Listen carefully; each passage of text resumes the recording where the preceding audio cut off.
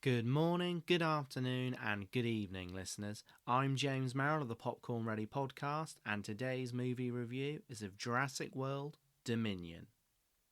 This is an action-adventure sci-fi film set 4 years after the destruction of Isla Nublar. The dinosaurs now live and hunt alongside humans all over the world. Will this fragile balance reshape the future? Will humans remain the apex animals on Earth as they share it with the dinos?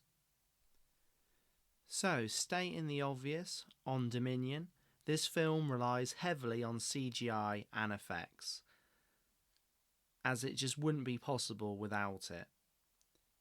It's done very good, and it screams big budget movie at you.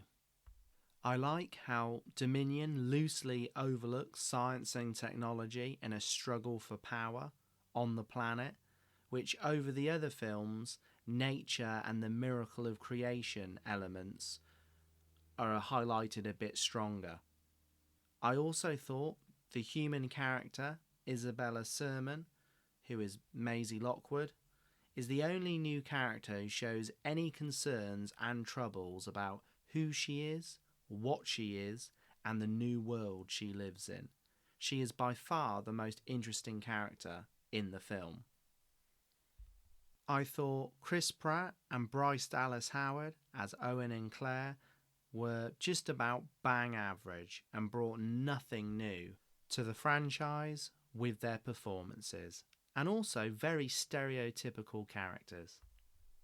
Other than Maisie Lockwood, there's only 3 stars in this film who pick this up from the pit of oblivion, and that is the old cast of Sam Neill and Laura Dern as Alan and Ellie.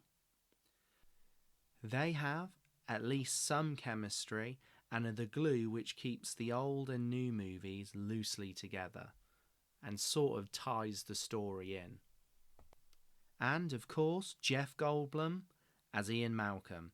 He's just being himself with glimmers of presence and promise, fully going into his lovable character from previous films. There's so much to point out with Dominion, I'm not even sure I know where to begin. I'll start with the most blunt of all, and that is the storyline. The story is like a combination of 3 or 4 other Jurassic Park films, and even bits with the dinos bring up old scenes from previous films, adding absolutely nothing new to the seemingly stale franchise. Surely there's multiple ways a dinosaur can eat someone. I don't know, there was just a lack of creativity there. And back onto the story, everything seems safe and predictable. It's just a little bit boring. The script for everyone outside the main 5 or 6 people has no imagination and is about as long as a napkin at a restaurant. Which just makes me think, for a film over 2 hours long, if you knew the script or the depth of certain characters wasn't that good, why not just stick to more dinosaur fights? You know, the lack of focus in the sort of storyline is so troubling. It's just got so many parts that are disconnected that even the good performances from the 3 or 4 actors and characters mentioned don't really bring it up that much.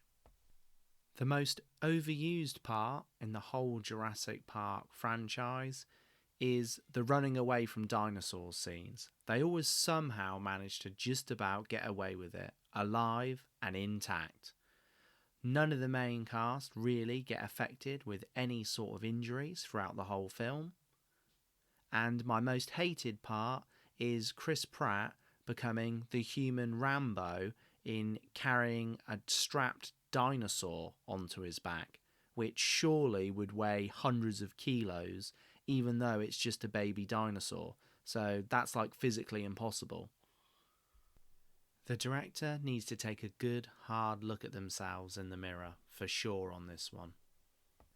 Because for other than effects and nostalgia, they really dropped the ball.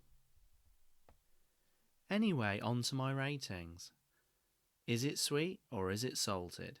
And this team is salted. I'm giving this one 4.9 out of 10. As always, thank you for listening. Please remember to subscribe to the channel and smash that like button. Thank you.